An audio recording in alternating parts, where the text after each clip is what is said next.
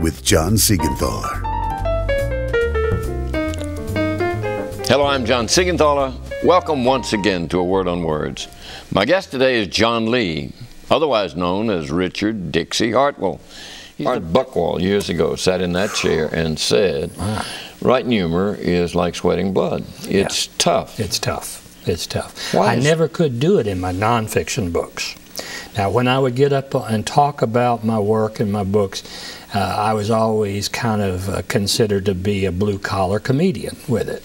But then when I'd write the nonfiction, I had to write serious stuff. And I just couldn't get any humor. And so this, I thought, I'm going to let that persona come out. He's not going to be serious. He's not going to be self-help. He's not going to be psychological.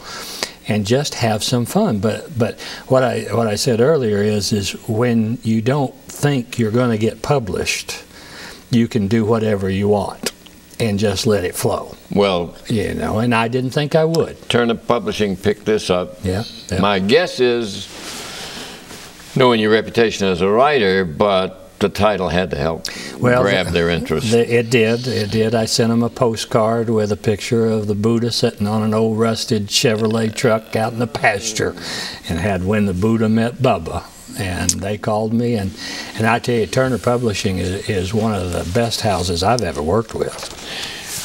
Well, it's made an awfully strong impression here in Nashville in terms of elevating the literary life of the town. It's a good group of Tell our folks. viewers about Unclaimed Baggage. Oh, you got to get in your car and go to Scottsboro, Alabama sometime. This thing is as big as a football field. And back in the 70s, Doyle and Sue Owens, they would take all this unclaimed luggage from Greyhound and Trailways and Delta, and they would just throw it in there. And you had to sort through it. But you could get stuff for a dime on a dollar.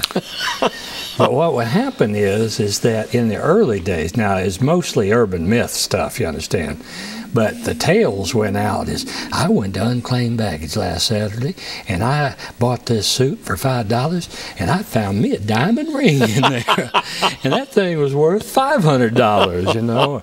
And somebody going, yeah, and I opened up a gym bag, and there's a $100 bill in there. People just started going to Unclaimed Baggage. In working there, doesn't find a diamond ring or a $100 bill, but he does. There is a suitcase that falls off the shelf, and from it comes this mystical figure.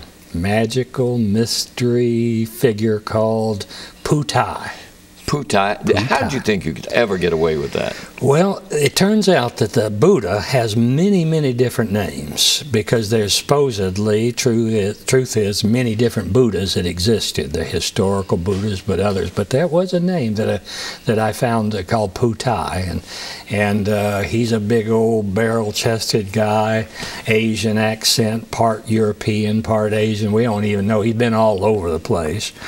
But he's been sent down from heaven, or nirvana, or someplace other than Unclaimed Baggage. By the twos. By the twos. The wise ones. The wise ones. That's right.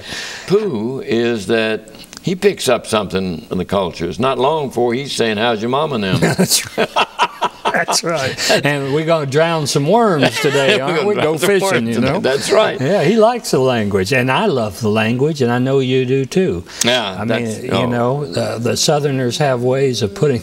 My wife is from Miami, but was originally born in Ecuador, and every once in a while I'll say one of our familiar Southernisms, and she just looks at me and goes, "That's beautiful, but what does that mean?"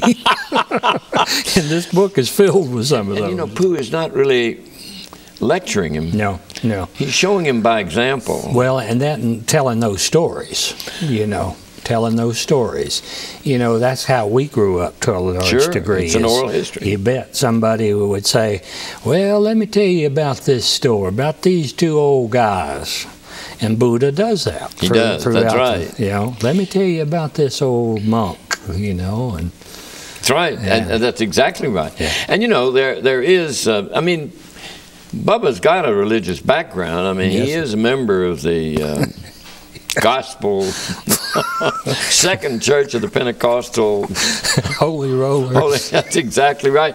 And Over on Sand Mountain. the preacher there does not want the congregation to let anybody know that they drink strychnine, handle snakes, and et cetera. Speak in tongues. Speak in tongues, does not want any nuts around making inquiries. Coming up there and gawking at them. That's exactly right. Don't want a bunch of weirdos coming up here and gawking at us. Well, you know. All right, well, trust me. Trust you. I'm going to have a sequel. Thanks so much for coming. Yes, sir. Thank you. It's been a pleasure. I appreciate you having me on your show. Thank all of you for watching. Trust me. Keep reading. Keep reading. Just great. Yes, sir. Thank you. It's one of the best interviews I've ever done in 23 years.